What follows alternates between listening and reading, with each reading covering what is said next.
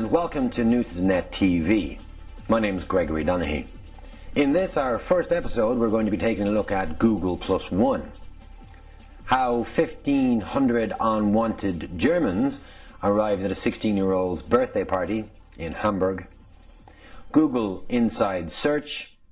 We'll take a look at the Twitter URL shortener. And changes to the .com.net from ICANN.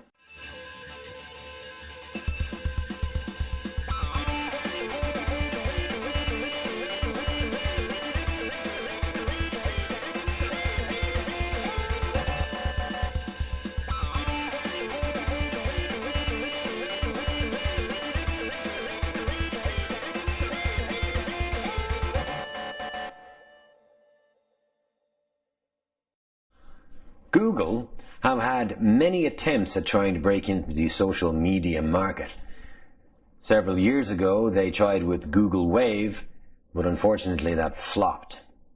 And quite recently, a year ago or so, they snuck Google Buzz in on top of us Google Gmail users. Google are very good at building search engines. They're very good at a lot of things. However, they've failed so far when it comes to social media integration. However, several weeks ago they announced Google +1 in its experimental phase. On its own, initially, didn't really have much ado about nothing. However, 2 weeks ago they announced that they've released the Google +1 button. It's like a like button for Facebook, except for it's Google. What this means is that anybody who clicks the Google +1 like button, it shows up in the search results. Such and such a friend, such and such a this, liked this particular page. This is very, very powerful. However, still there is one slight drawback. You need to have a Google profile.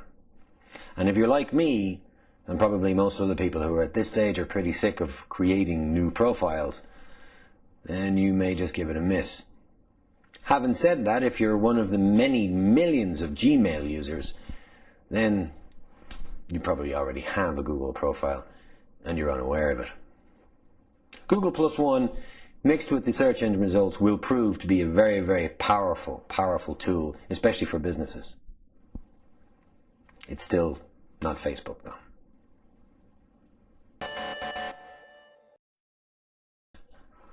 A couple of weeks back, a German girl by the name of Tessa had her 16th birthday party. She initially sent the invites to their birthday party out on Facebook, but forgot to mark the security settings as private, family and friends. Instead, she effectively invited every single body on Facebook. Personally, I couldn't go, but I'm kind of glad I didn't. When her parents found out that the invitation went out to everyone, due to the fact that everyone, or at least a couple of thousand people, responded with saying, yes, I'm going to go, they immediately cancelled the party. But despite the party being cancelled, it was still attended by almost 1,500 people, 100 police officers, some on horseback, who incidentally arrested 10 people, and there were quite a few injuries. Some party.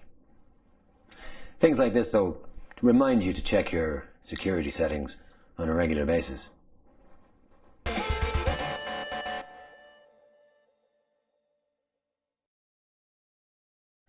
First, it was .com and .net.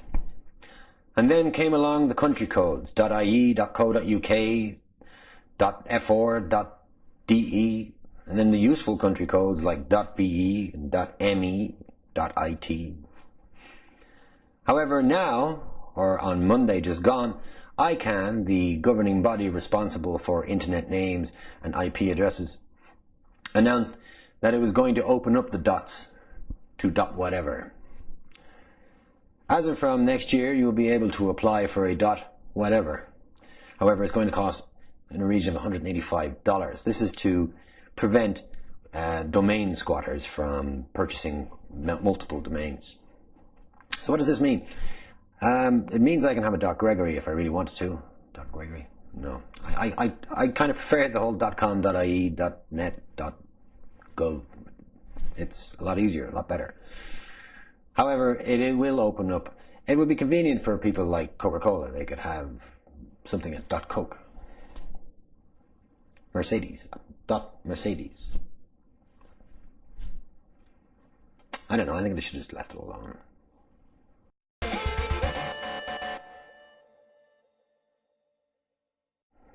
Twitter.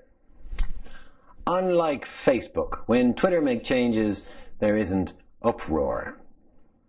Twitter's changes tend to be subtle and, for the most part, unnoticeable. Recently, they changed the way outside applications in the Twitterverse access your Twitter details using the OAuth system. So the authorization process has changed, but ever so slightly. In fact, it's more secure. A week ago, or 2 weeks ago now at this stage, Twitter announced a new URL shortener, t.co, as far as I recall. There are a multitude of URL shorteners out there. You've got bit.ly, you've got tinyURL, even we have our own, N2TN.me. Was there really any need for Twitter to add their own tinyURL? Well, yes. For one, it allows more security, greater security. When Twitter have access to the URL, the endpoint, then they're able to deliver the security. They're able to let you know whether or not it's a safe place to go or not. Also, it allows for businesses to track statistics on who's clicked what and where. Personally, I still prefer N2TN.me.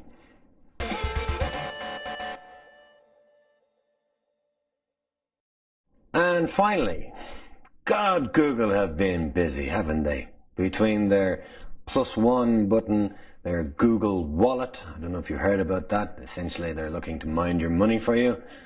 And now they have Google Inside Search. So what's Inside Search? Well, it's a group of new experiments. Now, you have to bear in mind here, if you're already experimenting with the Google +1, you can only experiment with one experiment at a time.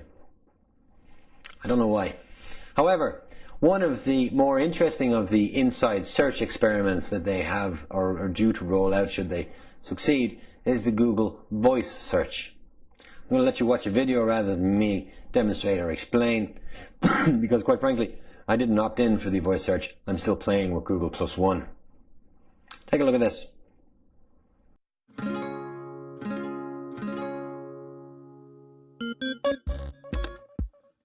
Weather.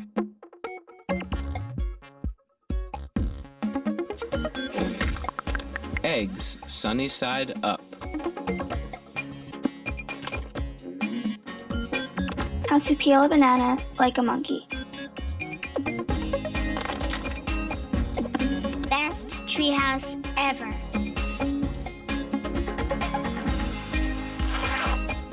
Translate tree to Chinese. Singapore to New York.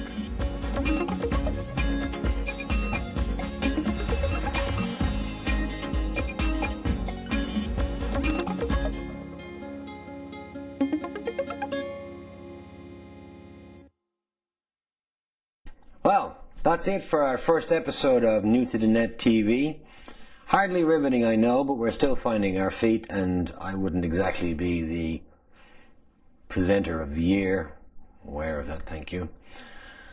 However, next week we're going to try again with something different. Probably more Google, more Twitter, some Facebook, and the usual. We'll keep it interesting. Thanks for watching. See you next week.